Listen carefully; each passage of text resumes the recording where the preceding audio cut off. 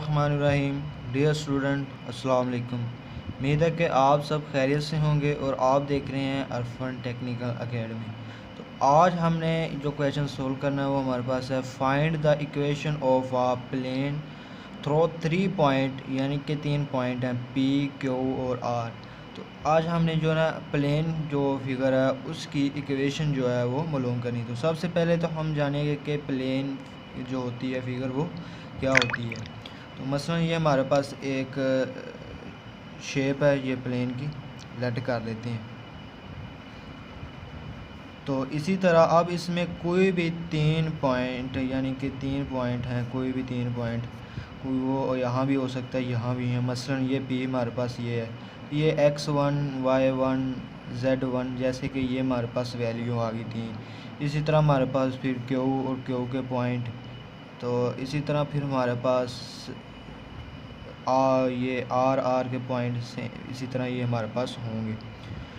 तो अब हमारे पास पॉइंट हैं, तो अब हमने क्वेश्चन सोल्व करना है। तो उसके लिए सबसे पहले जो हमने फार्मूला यूज़ करना है हमारे पास, वो जो फार्मूला होगा वो ये होगा ए एक्स माइनस x1, इसी तरह plus B Y minus y1, और इसी तरह फिर प्लस सी z माइनस z1। तो ये जो होगा वो इज़ इक्वल टू 0 को हो जाएगा, ये जो फार्मूला है मुकम्मल। अब हमारे पास यानी कि ये जो x1 y1 और z1 है, ये जो r रेक्टेंगुलर हम इक्वल ले लेते हैं, तो ये हमारे पास हो जाएगा x1 y1 और z1। इसको हम कहेंगे is a point on plane, यानी कि ये जो प्लेन है कि पॉइंट है ये।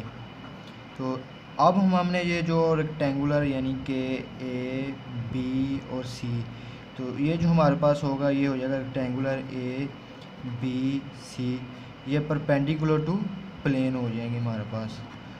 तो अब हमने ये जो फार्मूला है इसकी हमें समझ आ गई है। तो इसी तरह हम इस क्वेश्चन को सोल्व करते हैं। तो क्वेश्चन को सोल्व करने से पहले आप इस चैनल पर अगर नए हैं तो लाइक शेयर और सब्सक्राइब करें, साथ बेल आइकन के बटन को प्रेस करें ताकि हर नई आने वाली वीडियो का नोटिफिकेशन आपको आसानी से मिल सके। तो सबसे पहले तो हमने क्या करना है कि ये जो क्वेश्चन है इसको सोल्व करने के लिए हम पहले मालूम करेंगे v1 इज़ नॉट ट्रू। तो इसके लिए क्या करेंगे, p और q ये दोनों जो वैल्यू हैं इनको आपस में मल्टीप्लाई करवा देंगे।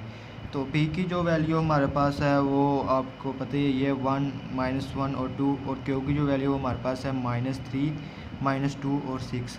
तो इसी तरह अब क्या करते हैं, हम p की वैल्यू पहले लिख लेते हैं। p की वैल्यू हमारे पास आ गई 1 -1 और 2, और मल्टीप्लाई करवा देते हैं q की वैल्यू के साथ। q की वैल्यू हमारे पास है -3 -2 और 6।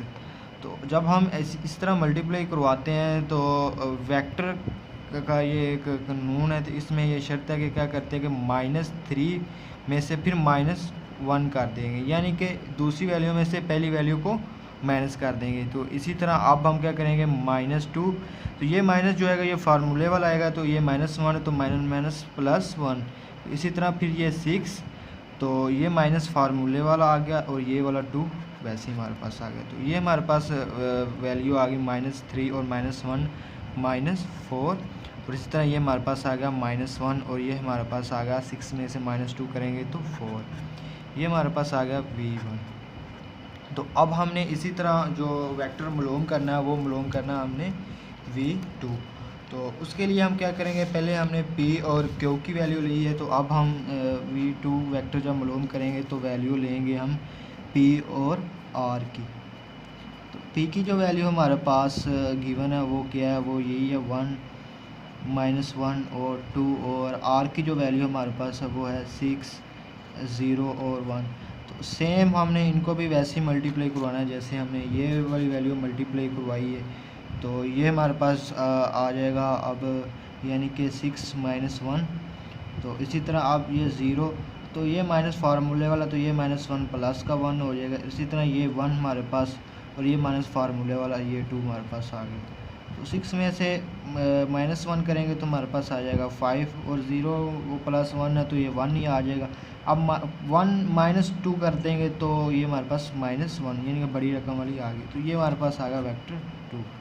तो उम्मीद है कि आपको यहाँ तक समझ आई होगी और आगे हम इसको अब सॉल्व करेंगे क्वेश्चन को। तो इसी तरह अब हम क्या करेंगे कि वेक्टर 1 को मल्टीप्लाई यानी कि क्रॉस मल्टीप्लिकेशन करवा देंगे वेक्टर 2 के साथ। तो उसके लिए हम क्या करेंगे कि i, j और k, यानी कि ये जो हमने दो वैल्यू मालूम की हैं वेक्टर 1, इसमें ये i वाली वैल्यू है, ये j वाली वैल्यू, ये k वाली वैल्यू। इधर हमारे पास आ जाएगा -4, -1 और 4, और इसी तरह ये वेक्टर 2 यानी कि आएगा हमारे पास 5, 1, -1। तो अब हम क्या करेंगे कि ये जो i है ये हम लिख लेंगे पहले वैसे ही। तो अब यही हमने जो रो है ये रो छोड़ देनी है, यानी कि ये और यही कॉलम हमने छोड़ देना है। बाकी जो हमारे पास वैल्यू बच गई -1, 1, 4, -1, ये हमने वैसे लिख ली -1, 1, 4, -1। फिर ये माइनस फार्मूले वाला और ये जे हमारे पास आ गया। तो अब जे हमारे पास आ गया। तो इसी तरह अब हमने यही कतार छोड़ देनी है, यही कॉलम छोड़ देना है। तो बाकी हमारे पास बच गया -4, 5, 4 और -1, फिर प्लस के। तो अब सेम इसमें भी हमने वैसे ही करना है कि यही हमने कतार छोड़ देनी, यही हमने कॉलम छोड़ देना, बाकी -4 और ये 5, फिर -1 और 1। अब हम क्या करेंगे, आई वाली वैल्यू वैसे ही हमने लिख ली और उसके बाद पहले इन दोनों को मल्टीप्लाई करेंगे। -1 को जब -1 से मल्टीप्लाई किया तो +1, ये माइनस फार्मूले वाला 4 को 1 से मल्टीप्लाई करेंगे तो 4 आ जाएगा हमारे पास, फिर -j वैसे ही आ जाएगा। और इस तरह अब इन दोनों को वैल्यू को मल्टीप्लाई करेंगे तो -4 को जब मल्टीप्लाई किया हमने -1 के साथ तो ये प्लस का 4 आ गया, ये -5 माइनस फार्मूले वाला आ गया। अब 4 को 5 से मल्टीप्लाई करेंगे तो हमारे पास आ जाएगा 20, प्लस के हमारे पास जो है वो वैसे ही आ जाएगा। इसी तरह फिर इनको मल्टीप्लाई करेंगे तो -4 हमारे पास आ जाएगा, यानी कि -4 को 1 से किया तो ये माइनस फार्मूले वाला, तो ये माइनस प्लस 5 को जब 1 से मल्टीप्लाई करेंगे तो हमारे पास आ गया 5।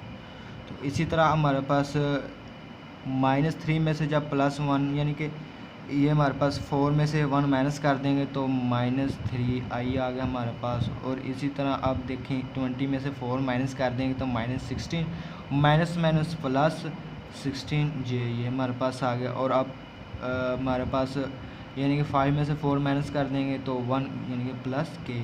तो ये हमारे पास जो है ना पॉइंट आ गए हैं, यानी कि -3, 16 और 1। ये हमारे पास जो पॉइंट हमने फाइंड आउट किए ये पॉइंट है A, B और C। ये हमारे पास जो परपेंडिकुलर टू प्लेन है इसके पॉइंट आ गए। अब हम फार्मूले को यूज़ करेंगे। तो फार्मूला हमारे पास ये लिखा हुआ है, ये इसमें हमने वैल्यू पुट करवा देनी है। तो अब हम क्या करेंगे, ए की जगह पे वैल्यू हमारे पास क्या आई है, वो है हमारे पास -3। तो इसी तरह अब x फिर माइनस, तो ये x1 इसकी जगह पे ये वैल्यू, ये देखें ये हमारे पास x1 है, ये हमारे पास y1 है, ये हमारे पास z1 है। तो x1 की वैल्यू हमारे पास यानी कि क्या आ जाएगी, वो 1 ही आ जाएगी। इसी तरह फिर प्लस, अब देखें ये प्लस आ गया। b की जो वैल्यू हमारे पास वो क्या है 16, तो y वैसे ही हमारे पास आ गया। फिर -y1 जो हमारे पास है वो -1 है, तो फिर ये +1 हो जाएगा। इसी तरह फिर हम लिखेंगे प्लस z की जो c की जो वैल्यू हमारे पास है वो 1 है। फिर z1 की जो वैल्यू हमारे पास है वो है 2, ये हमारे पास आ गया 2 = 0। तो अब इनको मल्टीप्लाई करवाएंगे तो -3 को जब x से मल्टीप्लाई करवाया तो -3x, फिर इसी तरह +3 और फिर प्लस वैसे ही 16, ये y हो गया, फिर +16, फिर प्लस, अब ये वैसे ही आ जाएगा z - 2 = 0। तो अब देखें x वाली वैल्यू हम एक तरफ कर लेते हैं, y वाली वैल्यू एक तरफ कर लेते हैं और z वाली वैल्यू एक तरफ कर लेते हैं। तो ये हमारे पास हो जाएगा -3x और इसी तरह ये हमारे पास हो जाएगा +16y, ये हमारे पास हो जाएगा +z। तो अब ये जो कांस्टेंट वैल्यू, एक तो 3 है और एक तो 16 है, एक -2, 3 और 16 प्लस वाले, इनको पहले प्लस कर देंगे। 16 में से जब 3 प्लस करेंगे तो ये हमारे पास हो जाएगा 19, तो 19 में से 2 माइनस कर देंगे तो हमारे पास हो जाएगा 17। तो ये हमारे पास आ गया प्लस का 17 = 0। तो अब हम क्या करते हैं कि इन तीनों वैल्यू में से x, y और z में से माइनस कॉमन ले लेते हैं। तो इधर हमारे पास जो बाकी वैल्यू बच जाएगी वो आ जाएगी 3x प्लस का, ये माइनस का 16y हो जाएगा, ये माइनस का z हो जाएगा। तो ये प्लस का 16 है, तो जब राइट हैंड साइड की तरफ जाएगा तो 17 माइनस का हो जाएगा। इस तरह ये माइनस जब इससे कैंसिल हो गई तो ये हमारे पास जो इक्वेशन है फाइनल जो हमें फाइंड करनी है वो फाइंड आउट हो गई है। 3x minus 16y minus z is equal to 17। तो ये हमारा आंसर आ गया। उम्मीद है कि आपको समझ आई होगी, और अगर किसी किस्म का कोई भी क्वेश्चन हो तो आप कमेंट में बता सकते हैं। इंशाल्लाह मिलते हैं नेक्स्ट लेक्चर में, तब तक दुआओं में याद रखिएगा। अल्लाह हाफिज़।